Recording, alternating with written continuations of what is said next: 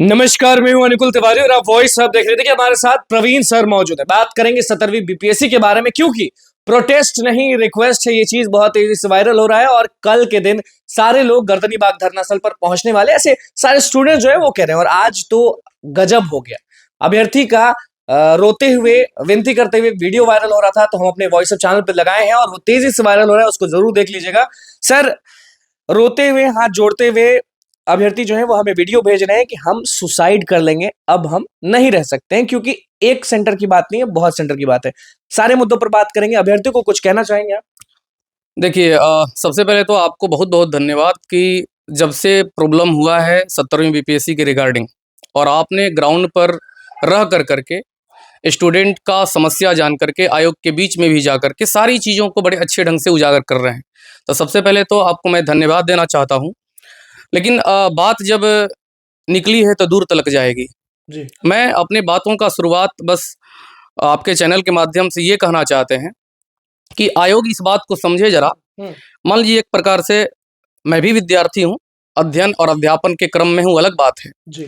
लेकिन आयोग को सिर्फ और सिर्फ ये कहना चाहते हैं हम अपने मुखार बिंदु से, और ऐसे लाखों अभ्यर्थियों के जो है कि जज्बात को मैं एक शब्द में बोलना चाहता हूँ, जी। अगर आपकी अनुमति हो तो। मैं आयोग से बोलना चाहता हूँ, किसी के दिल की मायूसी जहां से हो के गुजरी है, किसी के दिल की मायूसी जहां से हो के गुजरी है, हमारी सारी चालाकी वहीं पर खो के गुजरी है। तुम्हारी, ये आयोग के लिए बोल रहे हैं हम, जी। तुम्हारी और मेरी रात में बस फर्क इतना है, तुम्हारी सो के गुजरी है और हमारी रो के गुजरी है। अनुकुल बाबू, हम जब से एग्जाम हुआ, एक बार आप बाइट लिए थे मेरा भी 6 दिसंबर को ऑफिस के सामने, जो है कि हम सिर्फ ये बोले कि कोई भी चीज हो बड़े अच्छे ढंग से जो है कि ओके हो जाए, ताकि किसी प्रकार का कोई प्रॉब्लम ना हो। अध्यक्ष महोदय बहुत काबिल व्यक्ति हैं, बहुत योग्य व्यक्ति हैं, क्योंकि बीपीएससी को चलाना आसान नहीं है, क्योंकि ये सारी संवैधानिक जो है कि संस्थाएं होती हैं। और इस संदर्भ में मेरा हाथ जोड़ करके रिक्वेस्ट है आयोग से कि सबसे पहले आप उस वीडियोस को भी देखिए जिसके माध्यम से लोग अपने अपने व्यथा को बता रहे हैं। हम एक चीज बोलना चाह रहे हैं कि समाचार पत्र के माध्यम से, चैनल्स के माध्यम से हम भी देख रहे हैं कि हर जगह एग्जाम अच्छा हुआ, बापू परीक्षा में परिसर में एग्जाम ठीक ढंग से नहीं हुआ, बहुत सारी बातें, मतलब आरोप प्रत्यारोप बहुत लग रहे हैं, बहुत ज्यादा, बस एक चीज नहीं, बहुत सारे आरोप, बहुत ज्यादा लग रहे हैं। दूसरी बात है कि इसमें आयोग का कहना है कि कुछ उपद्रवी छात्र जा करके और एग्जाम को डिस्टर्ब करने का प्रयास किए। बिल्कुल ठीक है, एक जगह हम मान लेते हैं कि आप अपनी जगह पर सही हैं, लेकिन हम आयोग से ये भी पूछना चाहते हैं कि इतना फुल प्रूफ व्यवस्था है, एग्जाम से पहले खुद अध्यक्ष महोदय ने इस बात को कहा कि ऐसा एग्जाम होगा कि ये इतिहास याद रखेगा, इसको इतिहास याद रख रहा है, याद रख रहा है। मान लेते हैं कि उपद्रवी छात्र आपके नजर में, ये आप बोल रहे हैं, हम नहीं बोल रहे हैं, कि उपद्रवी छात्र अगर परीक्षा को डिस्टर्ब करने का प्रयास किए तो उपद्रवी छात्र को एंट्री कैसे मिली? क्योंकि मेरे हिसाब से तो बायोमेट्रिक है, एडमिट कार्ड है, और उसके बाद जो है कि फोटो वाला आईडी पहचान पत्र है। तो या तो सबसे पहले आयोग की गलती वहीं पर हो रही है कि उपद्रवी छात्र को एंट्री दे दिया गया, बिल्कुल पहला। दूसरा कि उतना परीक्षा परिसर बड़ा है, जहां तक हमको जानकारी है, ड्रीम प्रोजेक्ट नीतीश जी का ड्रीम प्रोजेक्ट है। और ये भी घटना बता देते हैं कि ये 2016 के आसपास जो मैट्रिक का परीक्षा का जो पेपर वायरल हुआ था, उसी समय नीतीश कुमार जी ने ये अनाउंसमेंट कर दिया था कि एक ऐसा परीक्षा भवन बनेगा जो सबके लिए जो है कि पता चलेगा कि भाई कितना बड़ा है। हमको जहां तक जानकारी है कि 20 से 25 हजार लोग वहां आराम से एग्जाम दे सकते हैं, ऑनलाइन ऑफलाइन मिला करके, क्योंकि मैं जस्ट उसके जो है कि पीछे ही कॉलोनी में रहता हूं। जहां तक जानकारी मिली है कि 12,000 छात्रों ने वहां परीक्षा देने के लिए व्यवस्था किया गया। क्या वहां पर जो है कि ऐसी व्यवस्थाएं नहीं थी कि आप इतने लोगों को कंट्रोल कर करके एक अस्थायी कंट्रोल रूम वहां पर बना देते? ठीक है, फिर ये भी बात पता चला कि एग्जाम में इसलिए पेपर में वायरल, मतलब परेशानी हुआ कि एक बॉक्स में कम आ गया, उसको ज्यादा किया गया, फिर उस रूम में ज्यादा किया, इसीलिए वो बॉक्स फटा हुआ था। ठीक है, ये बॉक्स फटा हुआ था, ये सारी पहला बात। दूसरा बात, अध्यक्ष साहब बोल रहे हैं कि सील इतना मजबूत है कि आराम से टूट नहीं सकता। फिर दूसरे जो है कि भाषा में वो बोल रहे हैं कि उन लोगों ने सील को तोड़ करके और फहराने लगे। अब जरा बताइए कि कोई भी विद्यार्थी जब एग्जाम देने गया है, वो परीक्षा स्वयं नहीं देगा, परीक्षा देने नहीं देगा। अगर वो सच में उपद्रवी होता, सच में चोर होता आपके नजर में, तो क्या बाहर मीडिया के सामने आता? बिल्कुल नहीं आता, बिल्कुल नहीं चेहरा आता, ढक देता। चेहरा ढक देता। ये पहले इस प्रॉब्लम की बात कर रहे हैं हम। इसके पहले आप जानते होंगे कि 6 दिसंबर को 3 मांग रखा गया था। एक की नो नॉर्मलाइजेशन, दूसरा कि एग्जाम को एक्सटेंड करिए, तीसरा की जो है कि जिनका फॉर्म नहीं भरा पाया है 80,000 लोगों का, उसको साइड खोलिए। ठीक है, आपने नहीं माना उस दो बात को, बाकी एक नॉर्मलाइजेशन को नहीं किया। एक और बात हम बोलना चाहेंगे कि जो बात आप 6 तारीख से लेकर के अब तक लगभग जो है कि कई बार आपने प्रेस कॉन्फ्रेंस किया, हर बात पर प्रेस कॉन्फ्रेंस कर रहे हैं, यही बात 6 तारीख से पहले आप कर दिए होते, पहले क्यों नहीं प्रेस कॉन्फ्रेंस की? पूरा का पूरा जो है कि सारा मामला ही खत्म हो जाता। अब यहाँ पर आ जाते हैं, कुछ स्टूडेंट हमारे पास भी मैसेज किए कि सर केवल परीक्षा परिसर, बापू परीक्षा परिसर का ही बात नहीं है, अच्छा। अन्य जगहों पर भी बहुत सारी प्रॉब्लम हुआ।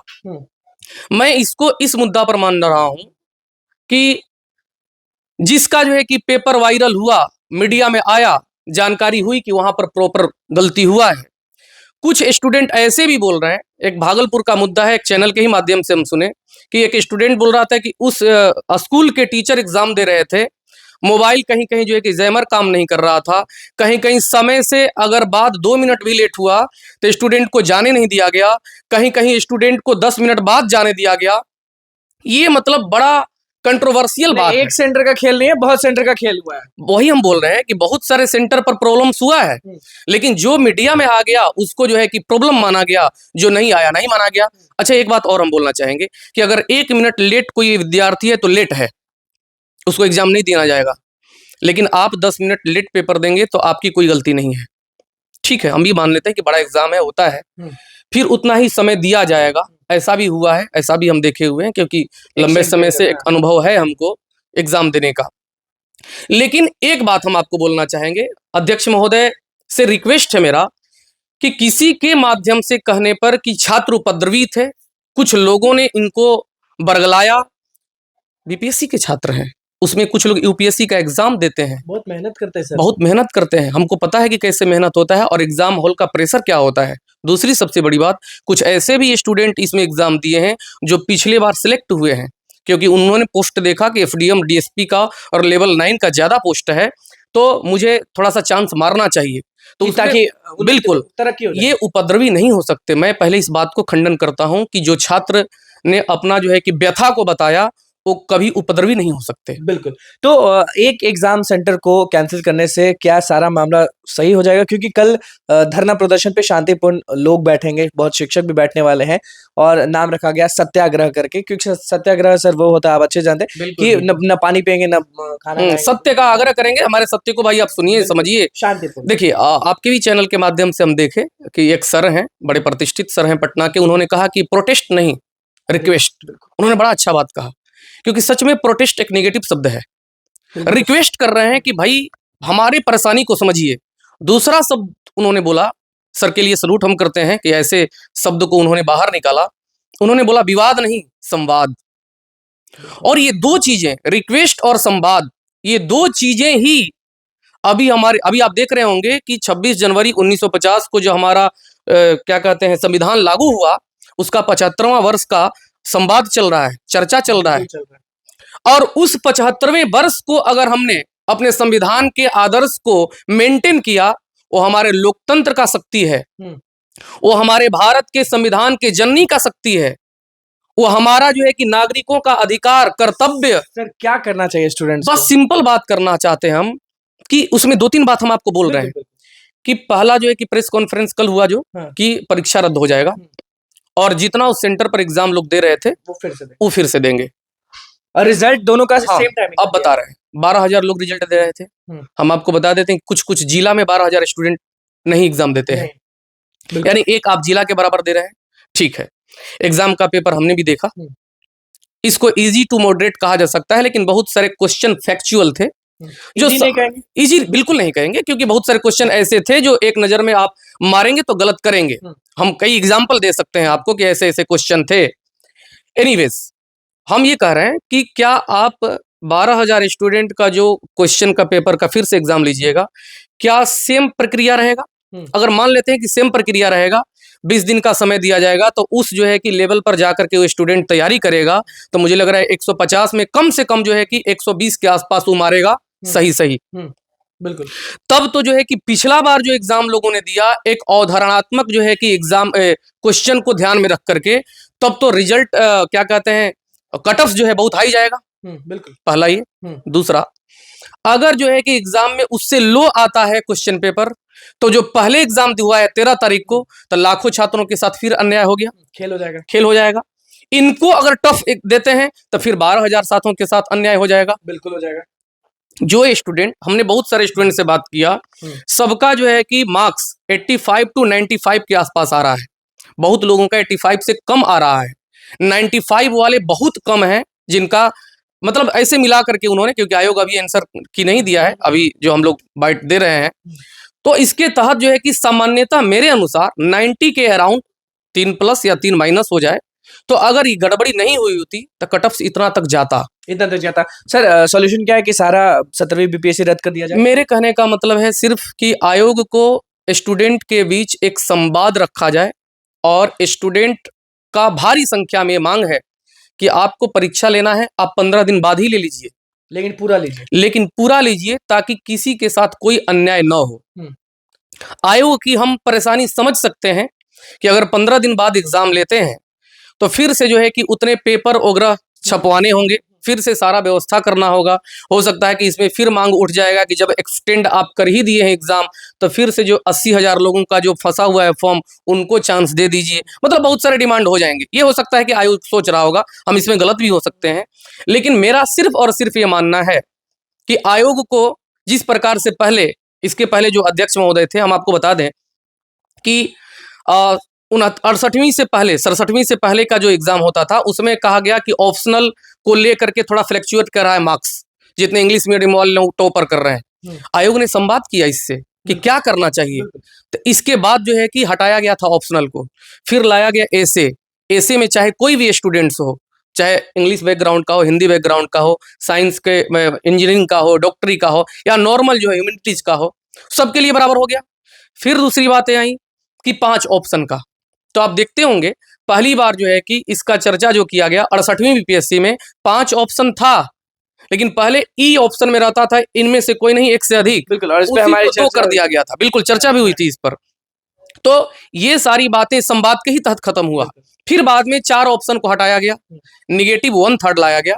अनुकुल बाबू, आपको हम बता दें कि 1/3 निगेटिव बहुत हाई होता है, नॉर्मल चीज, बिल्कुल नॉर्मल चीज नहीं है। आप स्टूडेंट से कभी पूछिएगा। सर बिल्कुल, ये सब सारी बातें आपने अच्छी कही है। स्टूडेंट्स का लगभग 30 से 40 क्लिप हमारे पास आया है, हाथ जोड़ते हुए कि अगर ये सब चीज नहीं होता है तो हम लोग सुसाइड की बात चल रही है। सर ये चीजें जब होती है ना, सुसाइड का जो शब्द आता है स्टूडेंट के दिमाग में, ये स्टार्ट जो होता है, वो स्टार्ट होता है स्ट्रेस से। स्ट्रेस से वो जाता है जो है कि डिप्रेशन में, और डिप्रेशन के बाद सुसाइड, एंजाइटी डिसऑर्डर का वो शिकार हो जाता है भाई। 1 साल तैयारी कर रहा है, 2 साल तैयारी कर रहा है, उसका उसमें 1-2 मार्क्स के लिए पीटी नहीं हो रहा है, मेंस नहीं हो रहा है, फाइनल चयन नहीं हो रहा है। हम लोग भी उसके भुक्तभोगी हैं, ऐसा नहीं है कि नहीं। उसके बाद क्या क्या प्रेशर होता है, हमको लगता है कि समाज को जो है कि अध्यक्ष महोदय भी समझते होंगे।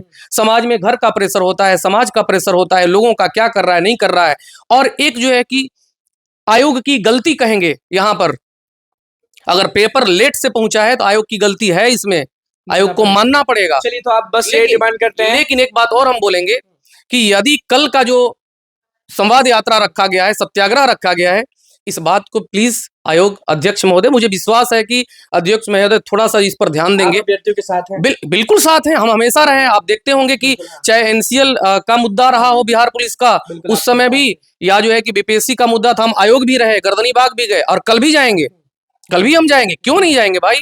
क्योंकि ये सारी परेशानियों को हमने झेले हैं, हम झेल रहे हैं इस चीजों को।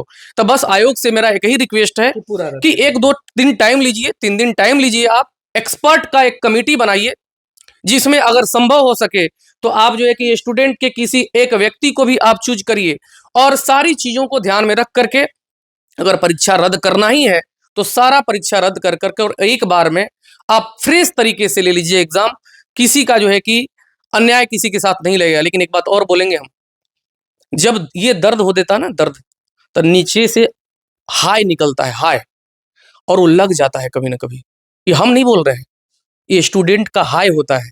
अगर किसी के साथ अन्याय हुआ ना अनुकुल बाबू, तो भले कुछ नहीं बोलेगा लेकिन हाय लगेगा। और मुझे लग रहा है कि ये सारी चीजें होती है।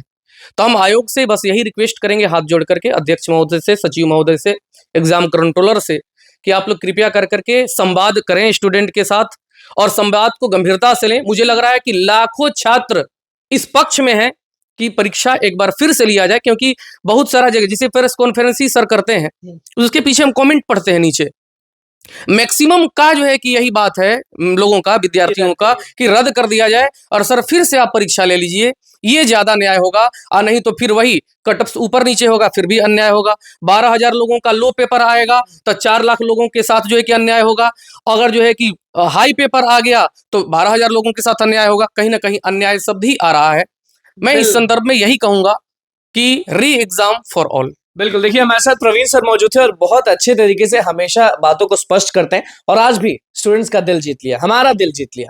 किस तरह से दर्द को बयां किए हैं वो आपने सुन लिया। लास्ट में वही चीज निकला जो स्टूडेंट चाहते हैं, री एग्जाम, 70th बीपीएससी री एग्जाम, सारे को रद्द करके फिर से फ्रेश स्टार्ट करिए। और सत्याग्रह के बारे में, प्रोटेस्ट नहीं रिक्वेस्ट है, उसके बारे में क्या बोला, अगल ये भी रहेंगे, विवाद नहीं संवाद है, बहुत अच्छी बातें बोली। तो कमेंट में आप जरूर बताइएगा कि अब आप लोग कैसा फील कर रहे हैं, कैसा फील कर रहे हैं। मेरा तो क्वेश्चन ही समझ जाइए कि बेकार हो गया। लड़ाई लड़िए, हम लोग आपके साथ हैं, हमारा काम जो है वो हम करते रहेंगे। तो बस हमारे चैनल को सब्सक्राइब करें, इस पेज को लाइक करें। कैमरामैन के साथ धन्यवाद।